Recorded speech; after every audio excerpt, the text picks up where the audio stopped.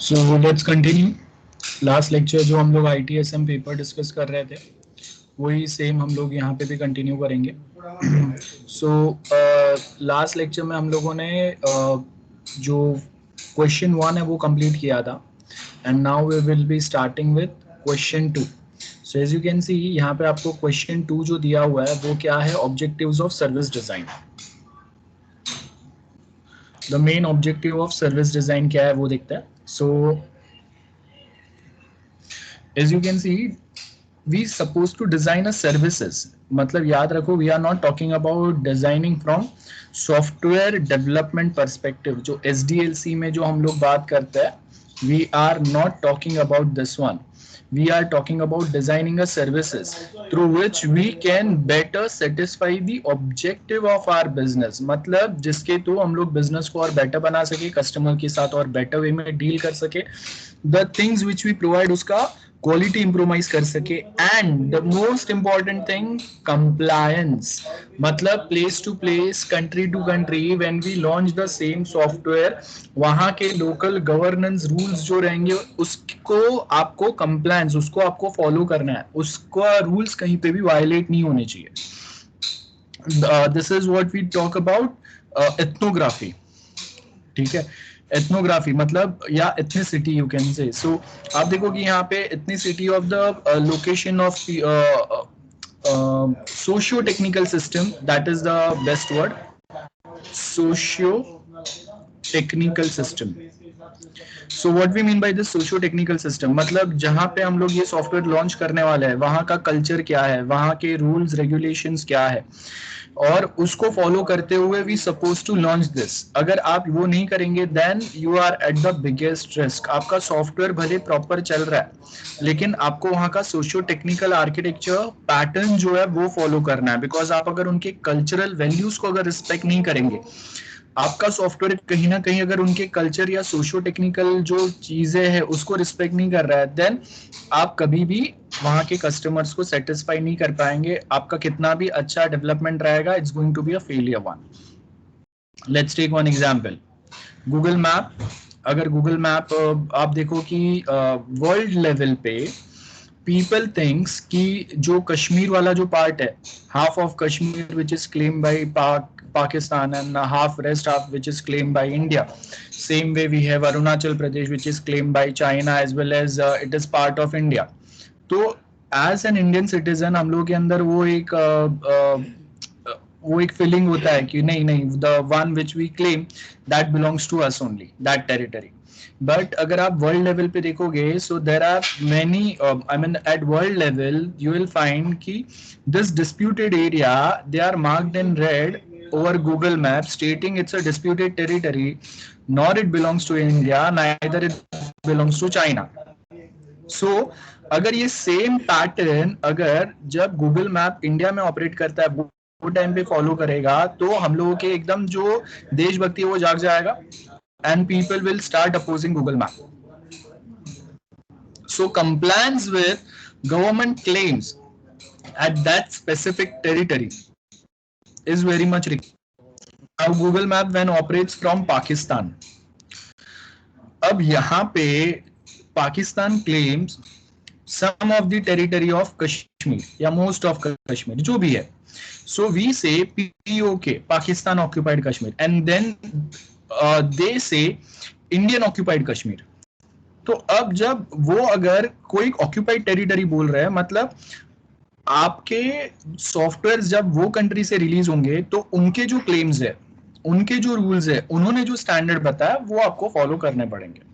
That is a simple thing.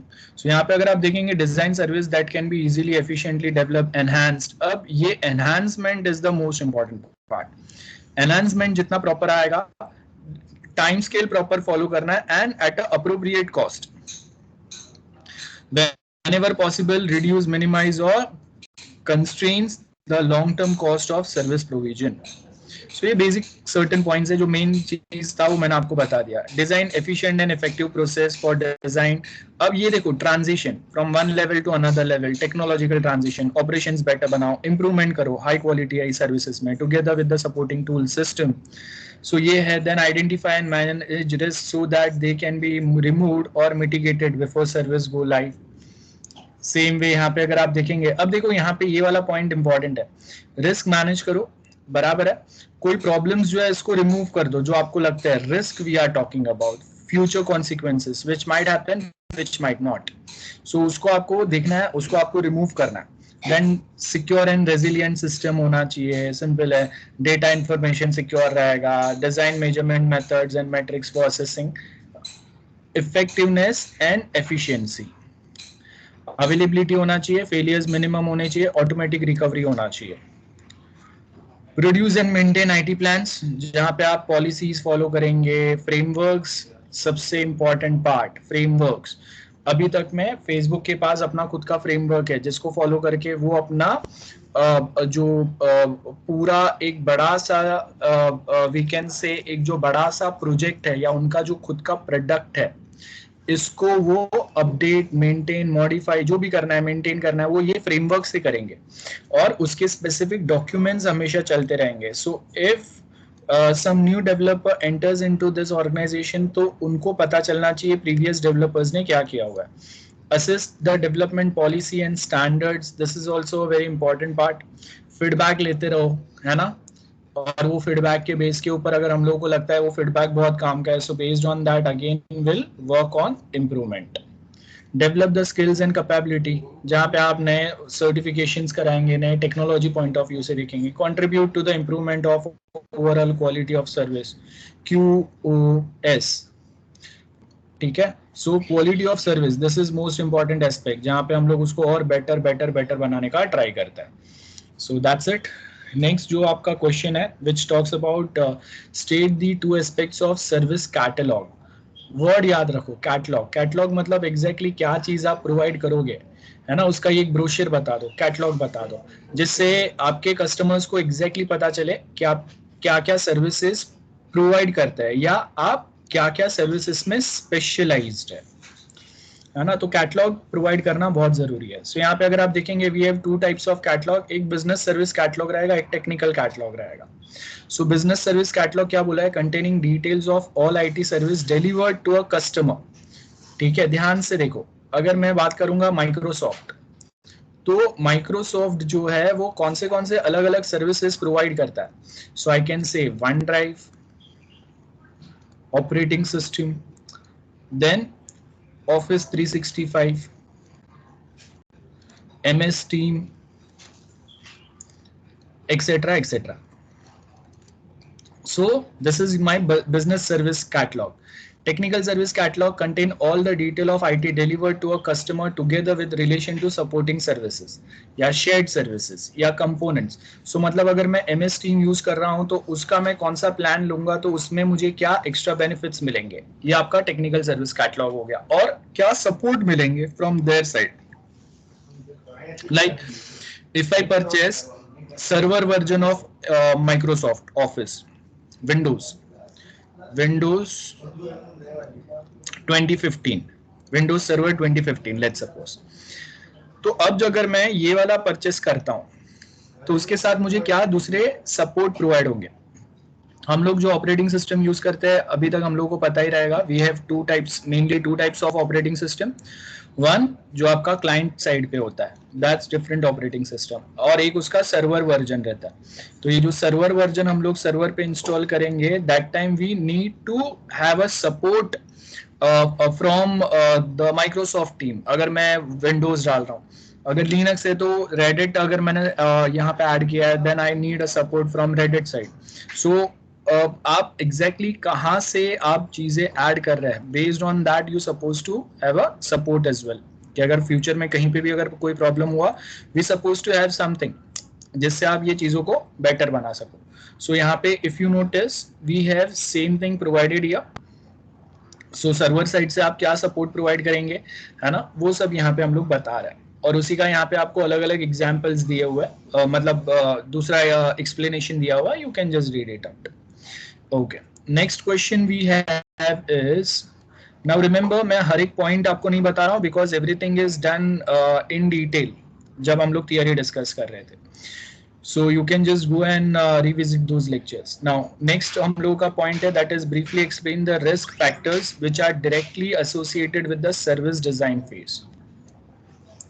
ध्यान से देखो, सर्विस डिजाइन मतलब आप मार्केट में रेपुटेशन कैसे बढ़ाएंगे, क्लाइंट या कस्टमर्स का ट्रस्ट कैसे बढ़ाएंगे, मार्केट कैप्चर कैसे करेंगे, एंड टाइम टू टाइम आप इनिशियल फेज स्टार्टअप से, this is initial phase, that is my startup, ठीक है, कंटिन्यूअस मैच्योरिटी मॉडल की मैं बात कर रहा हूं. आई होप कुछ तो याद रहेगा, हम लोगों ने एसक्यूए में भी पढ़ा था.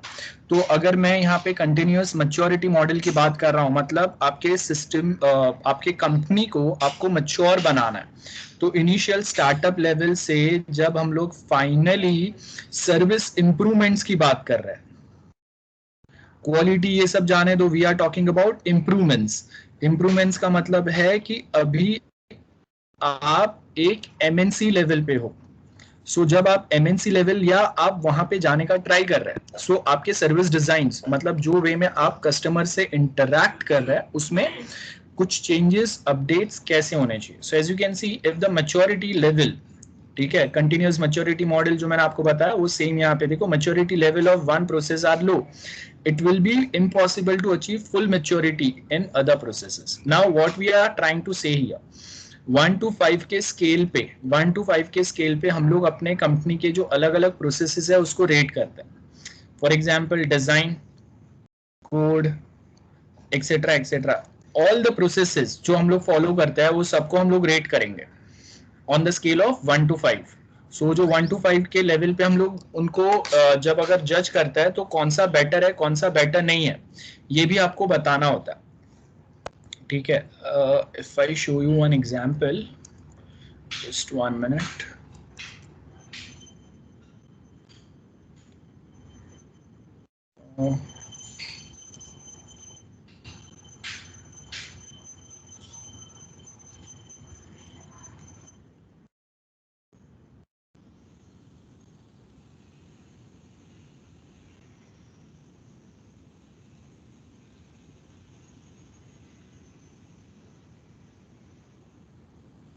Okay, so as you can see in this diagram, आपको यहाँ पे क्या बताया हुआ है, कंटिन्यूअस मैच्योरिटी मॉडल. पहले तो हम लोग के ये 5 लेवल्स होते हैं, ठीक है, ध्यान से देखो, वी हैव दिस 5 लेवल्स. अब ये जो 5 लेवल है आपके, इसके अंदर क्या क्या पॉइंट्स आएंगे. So in this 5 level, this is your startup. यहाँ पे आपका कंपनी सिर्फ स्टार्ट हुआ है, this is the startup part, okay.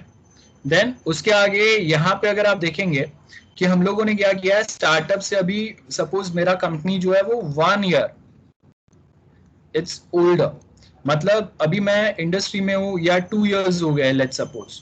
यहाँ पे आते आते मेरे 3 इयर्स हो गए या 4 इयर्स हो गए. यहाँ पे आते आते I am more than 5 years old now. और यहाँ पे now I am an MNC, 10 years plus experience. So ये क्या बोल रहे हैं हम लोग, these are the maturity models. So अब ये जो maturity models है, इसमें टाइम टू टाइम आप क्या करेंगे, we try to improve और make the process more and more mature. Startup level पे आप कोई भी अगर प्रोसेस करेंगे या आप कोई भी अगर टास्क परफॉर्म करेंगे, so उसमें मेन प्रॉब्लम क्या रहता है कि आप what we say कि आपको कोई भी जो प्रोजेक्ट मिलेगा, it's not going to be same every time, you will get a different project. आपको मार्केट में कोई पहचानता नहीं है, सो जो भी प्रोजेक्ट मिलेंगे आप वो करेंगे.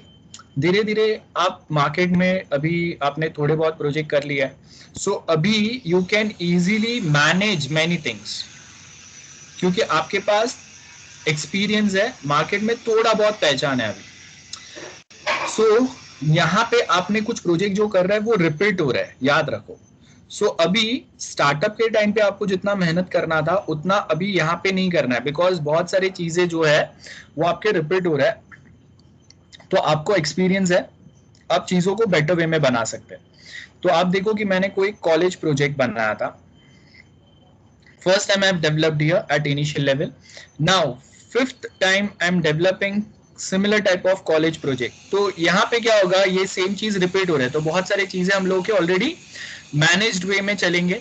अब आपको पता है कि मोस्ट ऑफ आपको जो प्रोजेक्ट्स मिल रहा है वो सपोज कॉलेज टाइप के ही मिल रहा है या similar category, then you will define one way कि अगर ऐसा प्रोजेक्ट आया तो उसके लिए हम लोग क्या SDLC फॉलो करेंगे, है ना, कौन से दूसरे स्टेप्स फॉलो करेंगे, that is what will discuss here. Sorry, so that is what we will be discussing here.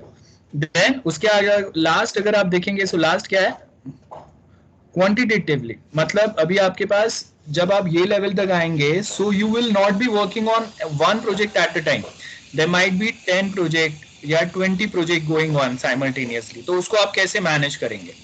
और जब आपके पास एक साथ इतने सारे प्रोजेक्ट है, मार्केट में नाम है, तो अभी आपको क्या करना है, वो सेम चीज को मेंटेन रखना है। तो वो कैसे मेंटेन करेंगे, वो ऑप्टिमाइज लेवल पे आएगा कि अभी आपके 10 प्रोजेक्ट भी अगर चल रहा है, so you try to maintain those 10 projects plus उसमें इंप्रूवमेंट्स लाओ और बेटर बनाओ कि क्लाइंट शुड नॉट रिग्रेट कि इतना बड़ा कंपनी है और यहाँ पे आके हम लोगों ने गलती कर दिया।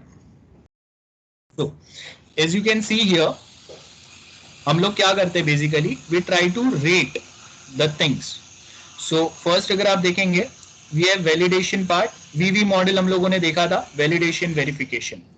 Okay, so validation we have given 2 का रेटिंग टू दिस, ठीक है। देन वेरिफिकेशन टेस्टिंग को 3 का रेटिंग दिया है हम लोगों ने। देन रिक्वायरमेंट मैनेजमेंट 2 रेटिंग है, कॉन्फ़िगरेशन मैनेजमेंट 4 का रेटिंग है। रिस्क मैनेजमेंट, ये देखो अभी रिस्क मैनेजमेंट मतलब future consequences, we are not at all prepared for it, इसको हम लोगों ने 1 का रेटिंग दिया है। So we suppose to, if we want to make our process more mature, then we suppose to improve from 1 to at least 4, ये आपको improvement करना है। This is the maturity which is required. 3 points maturity which is required at risk management. Then supplier agreement management, again we are very poor at this, so again इसको भी आपको mature बनाना है। Then same way project monitoring and control, we are at 3 only, so आप इसको mature बनाने के लिए आप क्या करेंगे, drag it till 4 या if possible maximum अगर आपको बहुत efficient अगर चाहिए, drag it till 5. that is the highest possible quality or maturity we can think of. So ये सारे चीजों को अगर मैं 3 या 4 तक ला सकता हूं, then I can say कि मेरा जो प्रोसेस है वो mature हो गया। So this is the maturity we are talking here. ये देखो यहाँ पे आपको जो ये इम्प्रूवमेंट की बात कर रहा है, मैच्योरिटी की बात कर रहा है। So if a maturity of one process are low, so यहाँ पे देखो अगर मेरे पास ये प्रोसेस है, रिस्क मैनेजमेंट है, इसका मैच्योरिटी लो है, सप्लायर अग्रीमेंट इसका मैच्योरिटी भी लो है, सो आई कैन नॉट, जब तक इसका मैच्योरिटी 1 से 3 या 4 तक नहीं जाता है, आई कैन नॉट से कि मेरा प्रोसेस जो है वो कंप्लीट प्रोसेस या कंप्लीट सर्विस मेरा मैच्योर हो गया। तो सर्विस में क्या क्या आ रहा है, वैलिडेशन आ रहा है, वेरिफिकेशन आ रहा है, requirement, configuration, risk, supplier agreement, project monitoring, सब कुछ आ रहा है, ठीक है। So as you can see, if the maturity of one process are low, we cannot say it will be impossible to achieve or full maturity in the other process as well. So again that is the problem. Then business requirements are not clear to IT staff, है ना, तो भी problem है। Business time scale proper नहीं है। सो ये जो risk management factors जो थे वो मैंने आपको बता दिए। Maturity model, you suppose to remember this CMM, continuous maturity model, या CMMI कहीं पे लिखा रहेगा, ये याद रखना। सॉफ्टवेयर इंजीनियरिंग में भी पढ़ा था हम लोगों ने। We have also done this in SPM as well. Okay, and I think SQA में भी एक आध बार कहीं डिस्कस किया था, I don't remember now. So insufficient testing, poor designs रहेंगे तो पुअर इम्प्लीमेंटेशन होगा। इम्प्लीमेंटेशन मतलब coding and deployment, both we are talking here, coding and deployment, that is the problem. Then incorrect balance and struck between innovation, risk and cost. अब देखो innovation तो हम लोग कर रहे हैं, लेकिन उसके रिलेटेड न्यू टेक्नोलॉजी जब आप ऐड करते हैं ना, आप मार्केट में नए हैं, sorry the technology is new, then we are not aware about the hidden risk of that technology. So it's better कि आप सबसे पहले वो जो हिडन रिस्क है उसके वो आइडेंटिफाई कर लो और उसके बाद you can work on it. अगर हिडन रिस्क नहीं पता है एंड आप अगर वो टेक्नोलॉजी इंप्लीमेंट करने की ट्राई करेंगे, that will again create a problem only. So यहाँ पे आप देखो, innovation, risk and cost will seeking the competitive edge, then fit between infra customer. ये देखो, ये बहुत जरूरी है. कस्टमर के पास मिनिमम इंफ्रास्ट्रक्चर क्या हो सकता है और उसके हिसाब से हम लोग उनको क्या चीज बेस्ट वे में प्रोवाइड कर सकते हैं. कोऑर्डिनेशंस करेंगे, पॉलिसी स्ट्रेटेजीज प्रोवाइड करेंगे. There are insufficient resource and budget available for service design activity. तो इसको आप ये वाले प्रॉब्लम को कैसे रेक्टिफाई करेंगे, या हम लोग मिनिमम रिसोर्सेस में क्या चीज बेस्ट वे में प्रोवाइड कर सकते हैं, है ना, ये देखेंगे. सो इनसफिशिएंट टाइम हो सकता है, इनसफिशिएंट एंगेजमेंट हो सकता है, many other things are given there. Okay, next we have is write a short note on IT service continuity management. अब ये वर्ड याद रखो, कंटिन्यूटी एक बार बनाने के बाद खत्म नहीं होता है. कंटिन्यूटी मतलब continuous, keep on working to make something as better as possible. So the goal of this continuity is to support overall business continuity management. आप लाइफ लॉन्ग कुछ चीज करने वाले हैं, ऐसा नहीं है कि एक आध 2 घंटा करेंगे, है ना. सो यहाँ पे क्या बोला है, ensuring that the required IT technical and service facility including computer system, network, जो भी चीज है उसको और बेटर बनाने का ट्राई करेंगे हम लोग. सो द मेन ऑब्जेक्टिव क्या है, main objective of continuity management is to maintain the set of IT service, है ना, IT recovery plans that supports overall business continuity plan. अब याद रखो, business continuity plan मतलब आप अभी सपोज इंडिया में है ना, आपको ये सेम बिजनेस कंटिन्यू करना है, उसको और एक्सपैंड करना है, तो आपको एक्सपैंड करके सपोज चाइना लेके जाना है, बिजनेस को एक्सपैंड करके सपोज नेपाल लेके जाना है, तो ये एक्सपेंशन चलेगा और साथ में कंटिन्यूटी मतलब और बेटर बेटर बेटर बनाओ उसको. टाइम टू टाइम अगर आपका क्वालिटी अगर कहीं ना कहीं अगर पुअर जाएगा, then that is the problem for you only. So complete regular business impact analysis हमेशा करते रहेंगे कि अगर हम लोग कहाँ पे क्या चेंज कर रहे हैं, कहाँ पे हम लोग अभी अपना बिजनेस को एक्सपैंड कर रहे हैं, तो उसके क्या हम लोगों के एडवांटेज हो सकते हैं, क्या डिसएडवांटेज हो सकते हैं. तो यहाँ पे अगर आप देखेंगे, ensure that all continuity plans are maintain in line with changing business impact, conduct the regular risk analysis management, है ना, in conjunction with the business availability, provide an advice and guidelines to all other areas, continuity जहाँ पे होगा. Then ensure appropriate continuity and recovery mechanism that plays meets, assess the impact of all the changes. ये सबसे important है, assessment of the impact. याद रखो, something is going smooth but we are trying to make it more better and better. So we also supposed to identify the impact of the changes which we are incorporating now. So the negative impact might be more, then try to avoid it. या फिर हम लोग partly उसको implement करेंगे. So if changes are very let's take an example कि changes बहुत ज़्यादा है. हाँ, let's take an example from physical college. We are now going online college. Exam is also going online. So अब यहाँ पे हम लोग क्या बोल रहे हैं कि when we talk about this online college and we are not at all prepared for now, but we have to make this improvement in the existing process because we don't have any other alternative. So make sure we implement this in part by part manner. तो last जो मार्च में जब भी lockdown लगा था, वो time पे हम लोग जितना ये ऑनलाइन लेक्चर्स पे एम्फसाइज कर रहे थे, ऑनलाइन एग्जाम्स पे एम्फसाइज कर रहे थे, उसको हम लोगों ने टाइम टू टाइम और मैच्योर किया और बेटर बनाया. And now things are working very fine. ठीक है, वो सब कुछ अगर एक ही साथ हम लोग डालते थे तो professors, teaching staff, non teaching staff, everyone will get confused. So better not to do that. ठीक है, so ensure that proactive measures to improve the availability of the service, है ना. Then negotiate and agree on the necessary contract with the supplier for provisions of recovery capability कितना होगा, support कितना continuous मिलते रहेगा, है ना, ये सब पॉइंट्स पे. Then next we have is discuss the challenges faced during the service design.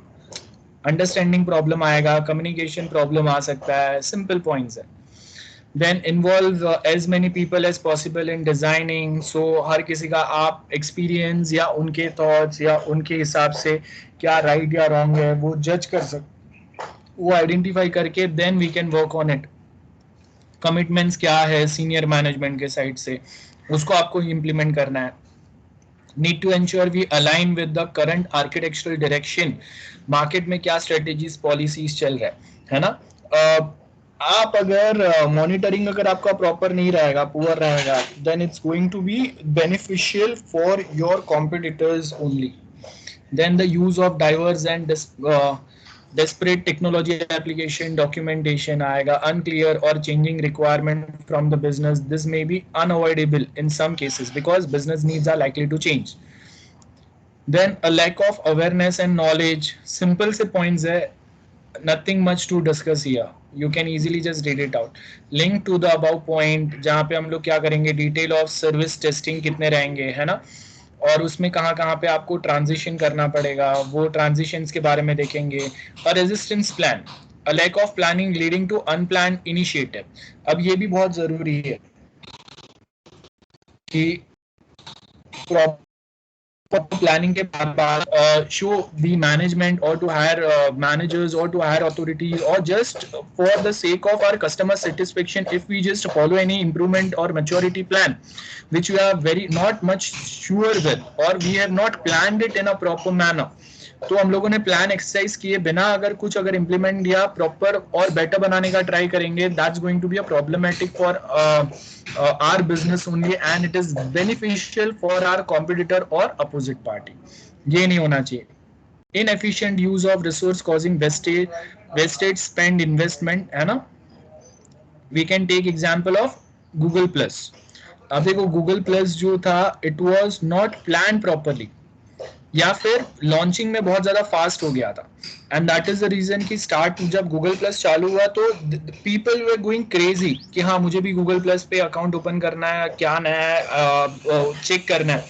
लेकिन प्रॉब्लम क्या हो गया यहाँ पे कि मैं डायरेक्टली अकाउंट ओपन नहीं कर सकता. अगर कोई पर्सन अगर मुझे रिक्वेस्ट करता है then only I can open that account. So direct sign up available नहीं था.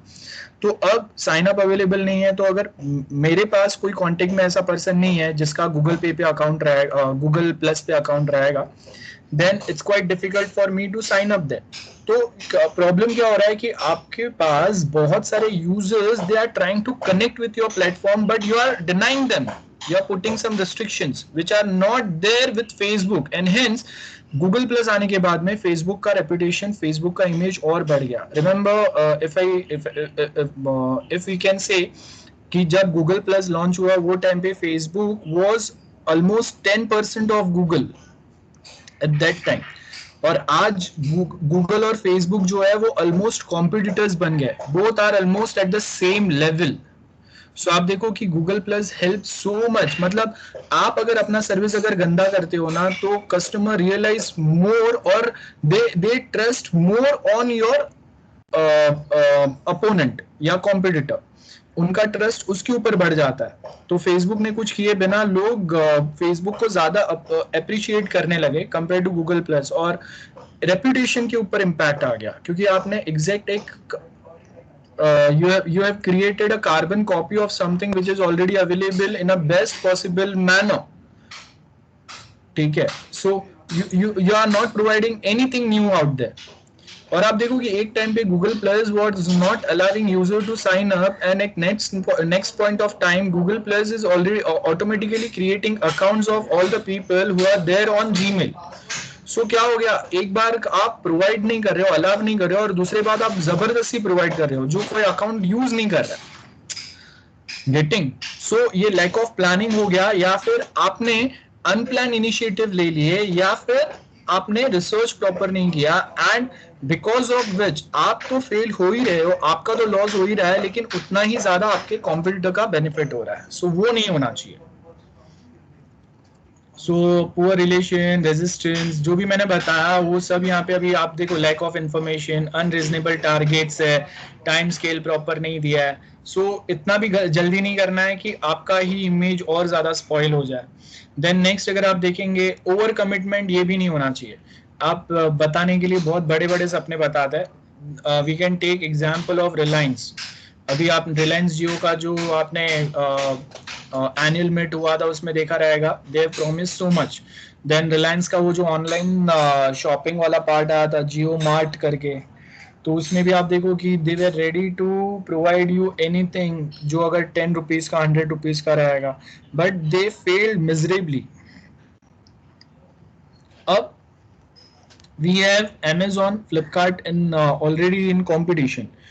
तो वो सालों से चला रहे e commerce business.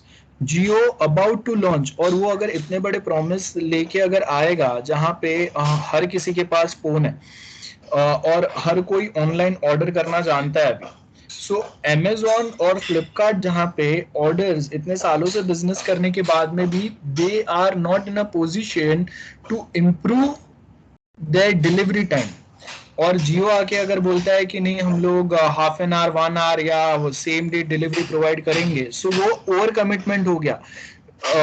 You are trying to commit in the field जहां पे आपको एक्सपीरियंस ही नहीं है, तो क्या होगा, you will fail miserably. Same thing is happened. So ये नहीं होना चाहिए। तो वो क्या होता है, that is the inability to deliver something. जो आप नहीं कर सकते वो मत बोलो, या फिर आप बोलो मत, आप ट्राई करो, ऐड करते जाओ। सो आप बिना बोले अगर कुछ करोगे तो your customer will feel more privileged to get in connection with you. So poor supplier management, lack of focus on service, lack of awareness, है ना, ये सब हम लोग अगर देखेंगे तो basic points है. Then next question what we have is explain how business service management enables IT components to be linked to the goal of business. Now business service management, अब nothing new out here, बहुत कुछ हम लोगों ने देखा है. So ऊपर का तो ये simple है. यहाँ से if we can just discuss these points, align with IT service provisions with business goals, prioritize. अब देखो ये बहुत इंपॉर्टेंट है. चेंजेस तो बहुत सारे रहेंगे, इंप्रूवमेंट्स बहुत सारे रहेंगे, लेकिन उसको प्रायोरिटी लिस्टिंग में डालो 0 to 9 के स्केल या 1 to 10 के स्केल पे. और उसमें सबसे इंपॉर्टेंट क्या है, सबके पास से reviews low and based on such reviews will be implement such thing. Business impact क्या होगा, क्या इंप्रूवमेंट्स डालेंगे. अर्जेंसी किसका सबसे ज्यादा है वो देखो. Ensuring critical business processes. Critical याद रखो, क्रिटिकल पार्ट मतलब जहां पे ह्यूमन डिपेंडेंस बहुत ज्यादा है, कि आपका वो पार्ट अगर नहीं चलेगा तो आपका कस्टमर का काम ही नहीं होगा. That is the critical part. तो उसके ऊपर इंप्रूवमेंट्स की जरूरत है, अगर है कौन से लेवल तक है, ध्यान से उस पर फोकस करो. इंक्रीज बिजनेस प्रोडक्टिविटी, प्रॉफिटेबिलिटी कैसे इंक्रीज कर सकते हैं वो देखो. एफिशिएंसी इंक्रीज करो, है ना, और उसका effectiveness. Support the requirement for corporate governance with appropriate IT. अब ये देखो ये बहुत जरूरी है, कॉर्पोरेट गवर्नेंस मतलब अलग अलग आप डिपार्टमेंट चलेंगे जो साथ में कंबाइन काम करेंगे to achieve one goal, that is business maturity. जैसे अगर हम लोग गवर्नमेंट की बात करते हैं तो हम लोग के पास फाइनेंस डिपार्टमेंट होता है, आईटी डिपार्टमेंट होता है, हम लोग के पास हेल्थ केयर डिपार्टमेंट है, तो that is the governance. So वैसे ही कॉर्पोरेट गवर्नेंस में भी वी हैव डिफरेंट टीम्स और departments who are trying to achieve one same या सिमिलर गोल. उनके डिपार्टमेंट में वो बेस्ट करेंगे. तो हर कोई अगर अपने डिपार्टमेंट में अगर बेस्ट करेंगे तो चीजें और बेटर हो जाएंगे. तो कॉर्पोरेट गवर्नेंस जहां पे आपको वो सारी चीजों को क्या करना है, ऑटोमेट कर दो, या फिर रिपोर्ट जनरेशन ऑटोमेट करो कि एक ही जगह पे सबको सारे अपडेट्स मिले, है ना, और कंट्रोल भी वहां से ही हो. To create competitive advantage by exploiting innovation of IT, improve service quality. अब देखो ये सेम आ रहा है, कस्टमर सेटिस्फेक्शन, यूजर परसेप्शन बदलना चाहिए. जैसे मैंने आपको बताया गूगल प्लस में क्या हुआ, user perception turn to a negative, because आप फेसबुक जो प्रोवाइड कर रहा था उससे कम फीचर आप वहां पे ही प्रोवाइड कर रहे हैं, आप कुछ नया नहीं कर रहे. आपका रेपुटेशन देख के पीपल के एक्सपेक्टेशंस जो है वो बहुत हाई होते हैं, because you are a very giant company. जब गूगल प्लस आप लॉन्च कर रहे हैं 2007 या 2008 अराउंड, तो वो टाइम पे Google was a giant and Facebook was just a startup, एक छोटा सा कंपनी है जो गूगल के ऑलमोस्ट 10% जितना भी नहीं आ रहा है, फेसबुक एट दैट लेवल। तो वो टाइम पे आप अगर फेसबुक को compete कर रहे हैं एंड फेसबुक से कोई नया फीचर नहीं डाल रहा है, लेकिन फेसबुक पे जो फीचर्स है वो भी सारे नहीं डाल रहे, then user perception will turn negative towards you and positive towards Facebook, and that helped your competitor to grow more and more. Regulatory and legislative compliance. अब लेजिस्लेटिव का मतलब क्या रहता है, जो नए रूल्स बनते हैं, जैसे लोकसभा राज्यसभा में अपने यहाँ पे जो रूल्स बनते हैं, those are the legislative principles. So place to place, territory to territory, they have different legislative, their local rules. जो प्लेस पे, जो टेरिटरी पे आप हो, वो कंट्री के, वो स्टेट के अपने लोकल रूल्स कंप्लायंस रहेंगे, है ना, उनके खुद के रेगुलेशंस रहेंगे। सो उसको प्रॉपरली ढंग से फॉलो करो, वो वायलेट नहीं होना चाहिए। अगर वो वायलेट अगर होंगे, गवर्नमेंट के सेंटिमेंट्स निगेटिव जाएंगे, वहाँ के जो सिटीजन्स हैं उनके सेंटिमेंट्स निगेटिव जाएंगे। Best example we can say TikTok politics में फंस गया, ठीक है। There is nothing like many people what they think, there is nothing like that. मैंने आपके साथ पहले भी आई थिंक डिस्कस किया रहेगा कि अगर TikTok was stealing the data of their users, तो जब वो इतने साल से चल रहा था तब तक पता नहीं चला। Suddenly there is a stand off between India and China, और वो स्टैंड ऑफ में वी सडनली रियलाइज्ड, और government is suddenly realised. Just imagine, think logically, think like a literate person की we have our special IT departments, audit teams who continuous or regularly audits जो भी social media applications या जो भी businesses India में चल रहा है, तो उन्होंने जो इतने सालों तक ऑडिट किया वो रॉन्ग है। मोस्ट इंपॉर्टेंट पॉइंट याद रखो, आपने देखा रहेगा कि हम लोग जैसे पॉर्न साइट्स अगर बैंड होते हैं, तो आपने देखा रहेगा कि जो टेलीकॉम सॉरी जो हम लोग के पास जो गवर्नमेंट रेगुलेटरी बॉडी है, they basically put a block on such things, और फिर भी अगर कोई अलाउ कर रहे हैं, they take necessary action against them. They regulate Facebook, they regulate Google, everything is regulated by some or the other government agency। तो अगर government agency yearly base के ऊपर they audit such things, so अगर इतने सालों से चल रहा था, वो टाइम पे audit नहीं हुए, अगर audit हुए तो उसमें पता नहीं चला, और suddenly border stand off होता है तब पता चलता है, and some or the other way they drag something in a politics, और वो politics के चलते हुए something is banned। Getting?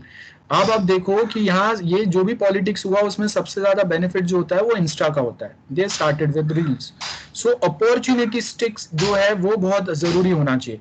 तो रेगुलेटरी लेजिस्लेटिव कंप्लायंस फॉलो करो, और जब कभी अगर ऐसे कोई अपॉर्चुनिटी मिलता है कि जहाँ पे कोई पॉलिटिक्स में कोई एक बैंड होने वाला है, then you have the biggest opportunity. तो वो अपॉर्चुनिटी यूटिलाइज करने भी आना चाहिए, और stay away from the politics, because legislative principles proper follow करो। Amazon never comes in politics, ठीक है, क्योंकि आप जब पॉलिटिक्स में आते हैं, Facebook they faced a huge losses in US just because they stuck in politics. Current government जो था ट्रम्प का, they just opposing that government, and hence उनका लिब्रा वाला जो बहुत बड़ा प्रोजेक्ट था, where there are more than 20 or 25 big financiers who are ready to finance it, इतना बड़ा प्रोजेक्ट फेल हो गया। सो इसके लिए बहुत जरूरी है कि आप गवर्नमेंट के साथ में पंगा ना हो, गवर्नमेंट से आप दूर रहो, या पॉलिटिक्स में नहीं फंसना है कहीं पे भी। So you should not show your support to the party which is in power, और party which is in opposition, because कहीं ना कहीं कभी इलेक्शंस चेंज होंगे, आप लाइफ टाइम रहने वाले हो, तो आपको लाइफ टाइम के हिसाब से ना इसको सपोर्ट करना है ना उसको सपोर्ट करना है। गेटिंग? अब आप देखो कि अगर Facebook is supporting more to Modi government, suddenly अभी अगर कांग्रेस अगर आ गया, तो जो जो सपोर्ट फेसबुक ने मोदी गवर्नमेंट को बताया था, then suddenly Congress will turn opposite to Facebook, and they will also start putting some or the other restrictions, and you can't do with it. You can't help it. Getting? So आप देखो कि अगर आप IT वे में अगर देखेंगे, if you have अगर हम लोग जो साइबर लॉ पढ़ाते हैं, तो उसमें भी अगर आप देखेंगे कि आपके रेगुलेटरी लेजिस्लेटिव कंप्लायंस होते ही है। न्यूज चैनल्स जो है, they play with the psychology of the users. तो और वो साइकोलॉजी जो है कि सडनली 4 दिन में अगर आप लोगों को अगर कोई एक एप्लीकेशन के अपोजिट में कर सकते हो तो वही 4 दिन में वही साइकोलॉजी चेंज भी हो सकता है. People just trust on what they listen from such people और फ्रॉम सच न्यूज चैनल्स. ठीक है. सो आप एक कॉमन सेंस वाला पॉइंट से सोचना जो मैंने आपको यहाँ पे बताया. The best example TikTok, PUBG. अगर वो डेटा चोरी कर रहे थे तो अभी तक हम लोग के रेगुलेटरी जो एजेंसीज है वो क्या कर रहे थे. अगर उन्होंने अपने रिपोर्ट सबमिट किए थे तो आईटी मिनिस्ट्री के साइड से एक्शन क्यों नहीं हुआ. एंड सडनली जब अगर बॉर्डर स्टैंड ऑफ होता है तभी एक्शन क्यों होता है और तभी ये सारे रिपोर्ट्स बाहर क्यों आते हैं. गेटिंग. बिकॉज यहाँ पे याद रखो there is nothing hidden out here. जो भी आप रिपोर्ट बनाते हैं वो डायरेक्टली सबमिट होता है, पोर्टल पे जाता है. And it is it is also available under RTI Act, Right to Information Act, which came in picture in 2005. Under RTI Act as well, you can file an application and ask for such audit reports as well. So आप देखो कि कोई news channel ने वो audit report मांगे नहीं है, किसी को पता नहीं है, और अगर मांगे तो भी दिए नहीं है. So there is some or the other way. आपको इससे दूर रहना है. That's what we are explaining here. I hope this is very clear to everyone. Next आपका क्वेश्चन 3 है. So we are done with questions of first 2 units. अब ये third वाला जो यूनिट है यहाँ से हम लोग नेक्स्ट टाइम करते हैं. ओके. आज जो भी कुछ मैंने एक्सप्लेन किया, किसी को कोई डाउट है जल्दी बताओ. Anyone, any doubts guys? Hello. ठीक है, then we'll wait for some time, then I'll end this lecture.